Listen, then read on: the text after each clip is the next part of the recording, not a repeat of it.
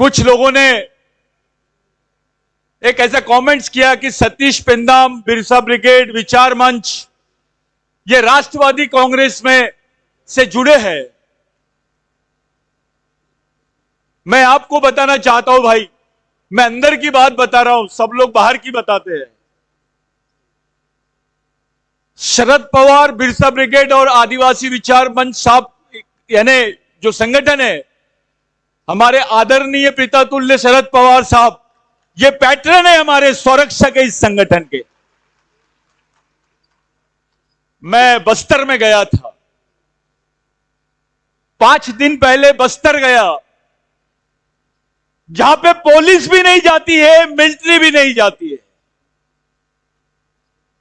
वहां पे एक आदिवासी था, वो आदिवासी ने एक बनियान पहना था और फटी चड्डी थी साहब उसकी, बहुत गरीब था वो, और वो चश्मा लगाया था। मेरे को ऐसा लगा कि जरूर कुछ पढ़ा लिखा तो होगा। जब मैं सामने से गया, पीछे से आया तो मुझे कुछ दिखाई नहीं दिया, लेकिन जब मैं सामने से गया तो उस 70 साल के बुजुर्ग ने, उस 70 साल के व्यक्ति ने वो टी शर्ट निकाल के मेरे को ऐसी दिखाई। मैंने बोला आप कौन है? ऐसी दिखाई, एक तरफ बिरसा मुंडा का फोटो था और दूसरी तरफ शरद पवार साहब का फोटो था।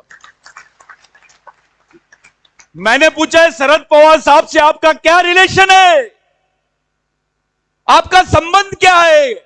बिरसा मुंडा से आदिवासियों का संबंध है, ये समझ में आता है, लेकिन शरद पवार साहब से संबंध क्या है ये किसी को समझ में नहीं आता है। आप कैसा लगा लिए ये फोटो? तो उस बुजुर्ग ने ऐसा फोटो निकाला और पेपर की कटिंग दिखाया मुझे कि ये देख, ये इंडियन एक्सप्रेस पेपर है जिसमें शरद पवार साहब ने लिखा है पहली बार कि आदिवासी इस देश का मूल मालिक है और उसको संयुक्त राष्ट्र संघ में आदिवासी होने की मान्यता मिलनी चाहिए। फिर उस बुजुर्ग ने मेरे से पूछा क्या किसी आदिवासी नेता ने भारत के संविधान सभा में आजादी के बाद में यह प्रश्न उठाया? नहीं उठाया। किसी पार्टी ने आदिवासियों को संयुक्त राष्ट्र संघ में मान्यता मिलनी चाहिए यह मांग उठाई?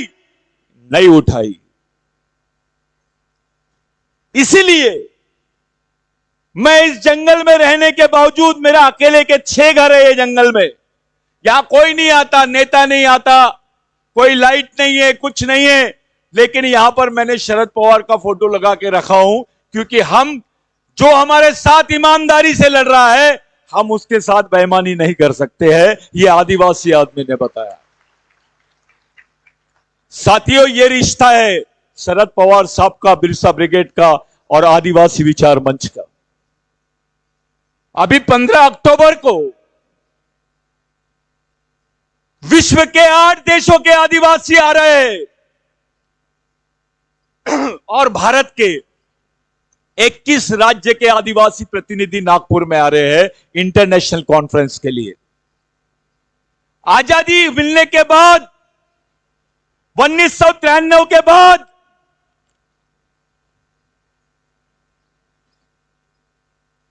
यह पहली बार है कि भारत में ऐसी कोई मांग उठाई जा रही है। 1993 में भारत सरकार ने संयुक्त राष्ट्र संघ में यह हलफनामा दिया कि भारत में आदिवासी नहीं रहते हैं, भारत में आदिवासी नहीं रहते हैं। यह हलफनामा भारत सरकार ने दिया संयुक्त राष्ट्र संघ में। यह हलफनामा जो है उसमें 2 बातें और लिखी थी कि एक भील वंश के लोग हैं जो संस्कृत, जिनके बोली भाषा में संस्कृत के शब्द आते हैं, इसलिए ये भी आदिवासी हो नहीं सकते। यानी जो संस्कृत बोलता है वो आदिवासी हो नहीं सकता, ये भारत सरकार ने बताई। वो भील के खिलाफ में बोले, बारेला के खिलाफ में बोले, गावित के खिलाफ में बोले, इस देश के आधे आदिवासियों के बारे में उन्होंने बोला है, और पूरे आदिवासियों के बारे में तो बड़ी अचानक अचंभित करने वाली बात बोला है कि भारत में आदिवासी नहीं रहते हैं। अरे ये भारत का संविधान बोलता है कि जो अनुसूचित जनजाति के लोग हैं वही इस देश के आदिवासी है। ये डॉक्टर बाबा साहब आंबेडकर ने जयपाल मुंडा के सवाल पे बोला कि ये अनुसूचित जनजाति के लोग हैं, यही आदिवासी है। भारत के सर्वोच्च न्यायालय ने 2010-2011 में बोला कि tribes are the aboriginal people of India. ये इस देश के मालिक है, इनको मालिक होने का सम्मान मिलना चाहिए, उनको संयुक्त राष्ट्र संघ में आदिवासी होने का अधिकार मिलना चाहिए। यह बात सुप्रीम कोर्ट ने बोला। अरे इस देश में सुप्रीम कोर्ट बोलता है भगवान राम यहां पैदा हुए, बोले भाऊ, तो देश के लोग मान लेते हैं।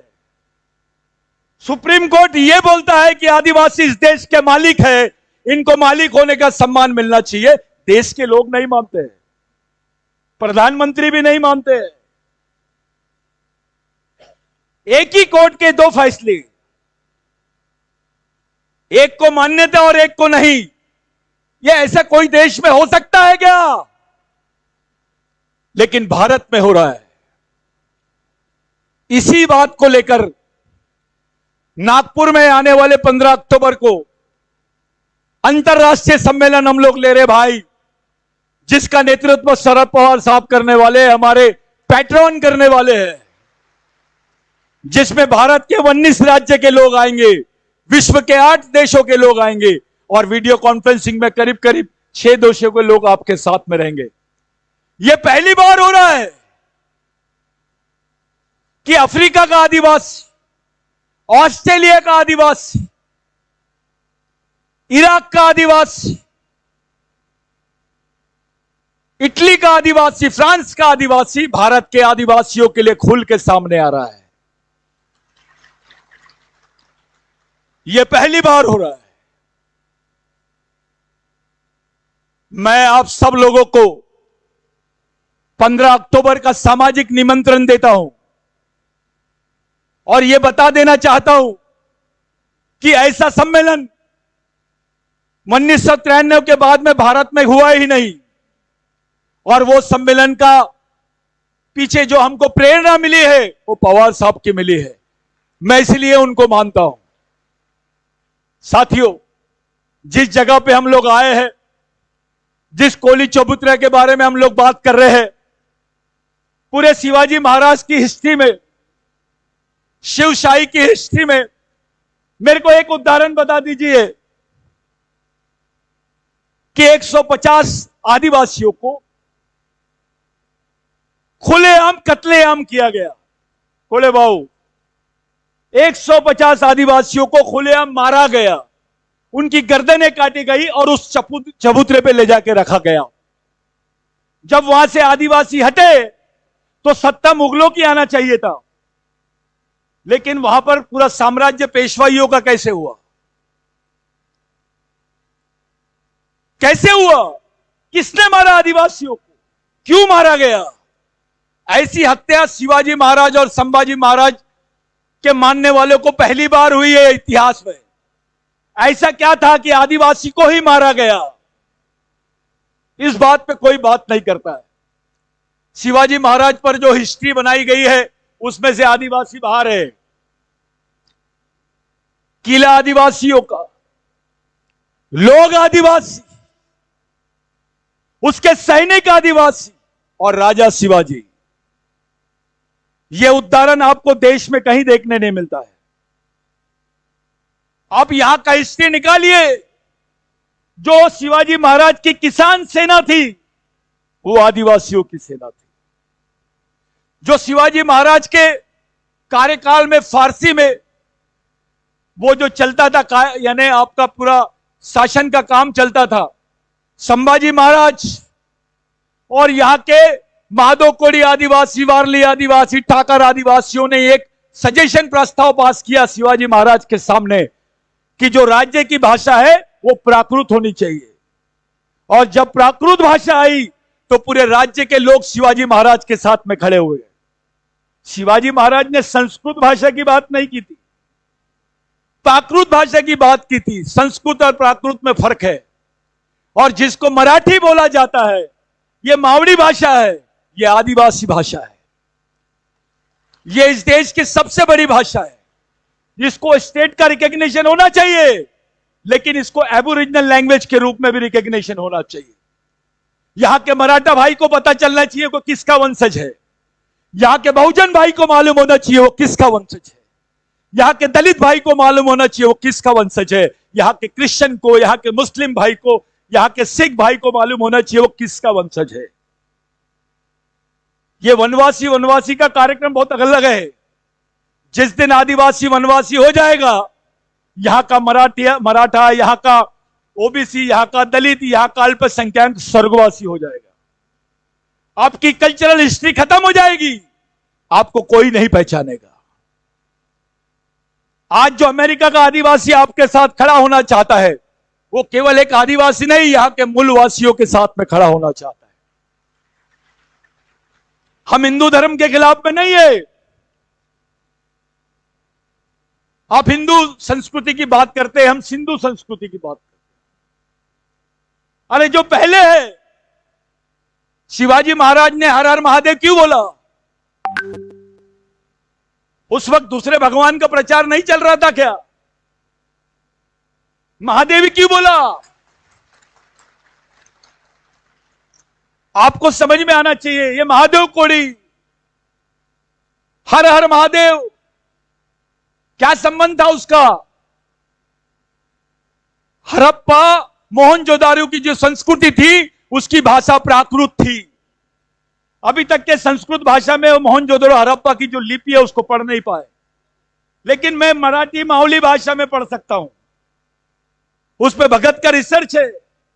मैं गोंडी भाषा में पढ़ के बताता हूं आपको, महादेव कोड़ियों की भाषा में, भिल्ली भाषा में पढ़ के बताता हूं, कोरकू भाषा में पढ़ के बताता हूं आपको, वारली भाषा में, ठाकर भाषा में पढ़ के बता सकते हैं। ये हम चैलेंज करते हैं। ऐसी क्या बात है कि 1993 में गवर्नमेंट बनी और इन्होंने प्रस्ताव भेज दिया कि भारत में आदिवासी नहीं रहते हैं। भारत में आदिवासी नहीं रहते का मतलब यह होता है कोले भाऊ कि भारत में आदिवासी वंशज नहीं रहते हैं। आप भी नहीं रहते हैं। अगर आप हिंदू है तो रहते हैं, लेकिन जिस दिन आप बोलेंगे मैं मराठा हूं, मैं ओबीसी हूं, मैं आदिवासियों का वंशज हूं, उस दिन आप भी नहीं है। जिस दिन आदिवासी वनवासी, उस दिन बाकी सब स्वर्गवासी। यह सच्चाई है। जो शिवाजी महाराज की किसान सेना थी, वो मावलों की सेना जो थी, वो आदिवासी सेना थी। सच्चाई है। शिवाजी महाराज को बचाने वाले लोग, उनको मालूम था कि अब हम मरने वाले हैं, बावजूद उसके उसको बचाने के लिए शिवा नाई नाम का व्यक्ति जाता है। वो शिवा नाई नहीं था, सलून वाला नाई नहीं था, वो आदिवासी वारली समाज का नाई था, जिसकी हिस्ट्री अभी मिलती है। आप कल्याण में जाइए, वहां पर एक क्षेत्र है, नदी है, जहां पे लोग घूमने जाते हैं। पड़गा करके क्षेत्र है। उस पड़गा क्षेत्र में शिवा नाई का आज भी अवशेष मिलता है। जो संघर्ष चालू है, वो संघर्ष पहचान के लिए है, वो अस्तित्व के लिए है। आदिवासियों को, ओबीसी को, मराठाओं को, दलितों को, अल्पसंख्यकों को आज इतना सीनियर मोस्ट नेता मिल सकता है क्या? आपके पास में शरद पवार साहब का कोई अल्टरनेट होगा तो दे दीजिए हमको। ऐसा कोई व्यक्ति हो जिनके पास में इतना अनुभव है? ऐसा कोई डॉक्टर है आपके पास में पवार साहब जैसा, जिनको समाज की बारीकी मालूम है? इसके बाद क्या है आपके पास? हमारे पास क्या है? आदिवासियों ने किसकी तरफ देखना चाहिए? हमारे जनरेशन के लिए आखिरी लीडर है हमारे, और पहले भी लीडर वही है। कौन पवार साहब के साथ में खड़ा है, कौन नहीं है, हम इसकी परवाह नहीं करते हैं, लेकिन यह सच है पूरे देश के आदिवासी आज पवार साहब के साथ में है। साथियों, ये जो मूवमेंट है, ये जो मिशन है, इसको बदनाम करने का भी षड्यंत्र चल रहा है। आप मुस्लिम को आतंकवादी बोल दीजिए, आपको गोली मारने का अधिकार मिल जाता है। आप आदिवासियों को नक्सलवादी बोल दीजिए, वत्स पाटिल साहब, उसको गोली मारने का अधिकार मिल जाता है। यानी केवल लेबल लगा देते हैं। किसी भी आदिवासी को गढ़चिरौली के उसको बता दिए बस्तर के आदिवासी यानी नक्सलवादी। एक षड्यंत्र चल रहा है इस देश में आदिवासियों को नक्सलवादी बनाने का। उनकी पहचान नक्सल, अब आदिवासी क्षेत्र नहीं बोलते उसको, नक्सलवादी क्षेत्र बोलते हैं। वहां पैसा नक्सल विकास क्षेत्र के नाम से आता है, आदिवासी विकास क्षेत्र के नाम से नहीं जा रहा है। आपको एक संबोधन किया जा रहा है, वनवासी, नक्सलवादी, ये एक ही रूट के शब्द है। नक्सलवादी आदिवासी हो सकता है, लेकिन आदिवासी नक्सलवादी नहीं हो सकता है। मेरे लिए, आपके लिए, इस संगठन के लोगों के लिए मंच पे जितने नेता बैठे हैं, जिरवड़ साहब हो या बहुत सीनियर नेता वत्स पाटिल साहब हो, कोले जी हो या बाकी सब लोग जो पवार साहब के साथ में खड़े हैं, आप लोग तो रह गए, लेकिन ये जो हुजूम है, ये जो आंदोलन है कि आदिवासियों को संयुक्त राष्ट्र संघ में मूल निवासी का दर्जा मिलना चाहिए, ये आंदोलन पवार साहब के नेतृत्व में पूरे देश भर चलेगा। और देश भर नहीं, हम विदेश में भी लेके जाएंगे पवार साहब को, क्योंकि संगठन को, बिरसा ब्रिगेड को मानने वाले केवल भारत में ही नहीं है। अभी साउथ अफ्रीका में बिरसा मुंडा की, राघोजी भांगरे की, टंटे भिल की जयंती मनाई जाती है। पाकिस्तान में जयंती हुई है, क्योंकि बॉर्डर एरिया गुजरात का जो है, वहां टंटे भिल की जयंती हुई है। कुछ लोगों को हजम नहीं हो रहा है, लेकिन वो दिन दूर नहीं है। अमोल भाऊ, साउथ अफ्रीका में संभाजी महाराज की जयंती करके बताएंगे हम। शिवाजी महाराज के वंशज अपने आप को कथाकथित वंशज बोल रहे होंगे, वो नहीं। शिवाजी महाराज के ओरिजिनल वंशज आदिवासी है। शिवाजी महाराज का जो प्रशासन था वो आदिवासी संस्कृति के हिसाब से चलता था। शिवाजी महाराज के प्रशासन में मात्र सत्तक पद्धति का इस्तेमाल किया जाता था, इसलिए जिजाऊ माता को पूरा कार्यभार सौंपा गया। यह है उसके पीछे की वास्तविकता। वहां महिला को जितना इंपॉर्टेंट नहीं था, उतना ज्यादा पुरुषों को जितना महत्व नहीं था, उससे ज्यादा महत्व महिलाओं को था। शिवाजी महाराज ने अपने सरदार के हाथ पैर काट डाले थे। कोई जब युद्ध होता था, लूट लेते थे, तो उनके महिलाओं पर बहुत अत्याचार होता था। किसी सैनिक ने शिवाजी महाराज के किया तो उसके हाथ काट डाले शिवाजी महाराज ने और उसको दंडित किया। ये प्रेरणा कहां से आई? ये मनुवादी प्रेरणा नहीं है। बाबूराव शर्मा को चंद्रपुर के एक ही दिन में फांसी और पीपल के झाड़ में लटका दिया गया। जो सजा संभाजी महाराज को दी गई, बाबूराव शर्मा को फांसी देने के बाद में ये चूने में, एक रसायन में डाल दिया गया, उनकी बॉडी को पूरा गला दिया गया, चूने की भट्टी में डाल दिया गया। जो संभाजी महाराज के साथ में हुआ है, वो आदिवासी वीरों के साथ में हुआ है। राघोजी भांगरे, उनके पिताजी स्वतंत्र सेनानी, उनकी माताजी स्वतंत्र सेनानी, उनके दादाजी स्वतंत्र सेनानी। बताइए मेरे को, और सब शहीद हो गए। ऐसा वंश है क्या भारत में? बाप भी स्वतंत्र सेनानी, मां भी, दादा भी, भाई भी, काका भी। यह उदाहरण आपको आदिवासियों में मिलता है। आने वाले 15 तारीख को, 15 अक्टूबर को, जब कोई आदमी अफ्रीका से देश में आ सकता है, ऑस्ट्रेलिया से आ रहे हैं, तो आप जुन्नर से नागपुर आ सकते हो। अपनी मांग के लिए ये आंदोलन है भाई। इस आंदोलन को जिंदा रखना अपना प्रथम कर्तव्य है। जो नेतागण है, आमदार है, विधायक है, मैं उनको भी खुलेआम सामाजिक निमंत्रण देता हूं कि इस इंटरनेशनल गैदरिंग का आप हिस्सा बनिए। साथों साथ एक गलतफहमी निकाल लीजिए कि आदिवासियों में जो बिरसा ब्रिगेड चलता है ये नक्सलवादी संगठन है। थोड़ी और गलतफहमी पाल लीजिए, नक्सलवादियों से भी ज्यादा डेंजर संगठन है। नक्सलवादी सिर्फ बंदूक उठाते हैं, उनके पास तो AK-47 है, उनके पास बम है, हमारे पास पवार साहब है। इससे बड़ा बम है क्या भारत में? इससे बड़ी मशीन है भारत में? यह तो भारत की पॉलिटिकल ऑक्सफोर्ड मशीन है। यह ब्रेन है आदिवासियों के पास में आज। यह ब्रेन आदिवासियों के लिए काम कर रहा है। यह लीडरशिप आदिवासियों के पास में है।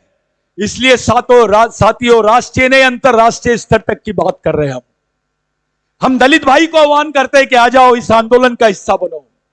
हम ओबीसी भाई को आह्वान करते हैं, आ जाओ, इस आंदोलन का हिस्सा बनो। हम मुस्लिम भाइयों को आह्वान करते हैं, आओ, इस आंदोलन का हिस्सा बनो। क्रिश्चियन भाइयों को, सिख भाइयों को भी आह्वान करते हैं, इस आंदोलन का हिस्सा बनो। और खास करके मराठा भाइयों को भी आह्वान करते हैं कि आप इस आंदोलन का हिस्सा बनो ना बनो, कुछ दिन बाद आपको बनना ही पड़ेगा। अभी आदिवासी को मारे हैं, इसके बाद दूसरा नंबर मराठा है, वेटिंग लिस्ट में है, उसके बाद में ओबीसी है। इतना ही होगा, हम पहले मरेंगे, बाद में आप लोग मरेंगे, लेकिन इंस्टॉलमेंट में ही मरेंगे सब लोग। इसलिए सब लोगों के लिए एक पर्याय है हमारे पास अच्छी लीडरशिप है, अच्छा प्लेटफॉर्म है, अच्छी सोच है, एक विजन है, एक दृष्टिकोण है हमारे पास। इस मिशन को सफल बनाने के लिए बच्चे बच्चे को तैयार करो, गांव गांव में कैडर तैयार करो, गांव गांव में शाखाएं बनाओ, महिलाएं, पुरुष, विद्यार्थी, इनकी विंग्स बनाओ। अपना पैसा दो ईमानदारी से समाज के लिए, मिशन के लिए ईमानदारी से दो। ये लड़के जो फुल टाइमर है, ये भूखे पैसे रहते हैं, कभी कभी इनके पास पेट्रोल के पैसे नहीं रहते। ऐसे कई बच्चे हैं जो एक एक महीना, दो दो महीना अपने घर नहीं जाते हैं। इनको मदद करो, इनको खाना खिलाओ। जो कर्मचारी लोग हैं, वो लोगों ने इनको मदद करना चाहिए। आपका मेहनत का थोड़ा पैसा मिशन के लिए जाना चाहिए। ये आपकी अपनी नहीं, अपने आने वाली लड़ाई है, अपने आने वाली पीढ़ी की लड़ाई है। ये हमारी आखिरी पीढ़ी द्वारा लड़ी जाने वाली, आखिरी पीढ़ी को बचाने वाली आखिरी लड़ाई है। यह बात आपको ध्यान में रखना है। यहां पे लड़ाई के मैदान में कोई नेता नहीं रहता, कोई अधिकारी नहीं रहता, सब समान होते हैं, सब सैनिक होते हैं। बिरसा मुंडा ने बोला था कि मिशन में, आंदोलन में आदमी बूढ़ा भी नहीं होता है और मरता भी नहीं है। राघोजी भांगरे ने भी यही बोला, छत्रपति संभाजी महाराज ने भी यही बोला। क्योंकि संभाजी महाराज के साथ में मरने वालों की जो उम्र थी 83 साल, 76 साल, ये उम्र के लोग संभाजी महाराज के साथ में मरे, वो आदिवासी थे। एक आंदोलन की जरूरत है, ये हम सब लोगों के लिए इशारा है। मैं ज्यादा समय नहीं लेता हूं क्योंकि हमारे बीच में पवार साहब आने वाले हैं। एक आप लोग आए, आप लोगों ने इसको संयुक्त रूप से इतना अच्छा कार्यक्रम किया। किसी ने कलेक्शन नहीं दिया होगा, ईमानदारी से कलेक्शन देना। कोई किताबें नहीं खरीदा होगा, ईमानदारी से किताबें खरीदना। पढ़ने की, लिखने की और लड़ने की आदत डालो। जो बच्चों ने मेरे पास कविता दिए थे, माफ करना मैं नहीं पढ़ पा रहा हूं भाई, कुछ कारण है, लेकिन मैं अपनी मैगजीन में इसको जरूर छपवाऊंगा, आपको भेजूंगा। जितने आयोजक लोग हैं, इनको बहुत तकलीफ होती है। अधिकारियों से, कर्मचारियों से विनंती है, दिल खोल के काम करो, मेहनत करो, उनको पैसा भी दो, तन मन धन से सहयोग करो, ज्यादा घमंड मत करो। मैं अधिकारी हूं, मैं अध्यक्ष हूं, मैं सचिव हूं, अपने घर में रख के आओ। समाज के सामने सब समान होते हैं। या आप देखते हैं जादव ज्यादा जैसा अधिकारी, बहुत सारे कर्मचारी अधिकारी है, यहां पे सतरंजी उठाते हैं, बच्चों को पानी पिलाने जाते हैं, जो आईएएस रैंक के ऑफिसर से। यहां शर्म मत करो मिशन में काम करते वक्त, यह पवित्र काम है। आप लोगों से विनंती है, पूरी ईमानदारी के साथ हम लोग शांत चित्त से पवार साहब को सुनेंगे। मैं यही आप लोगों से विनंती करता हूं और 15 तारीख के लिए सबको मैं सचेत करता हूं, सामाजिक आमंत्रण देता हूं। जय बिरसा, जय राघोजी, जय टंट्या, जय आदिवासी।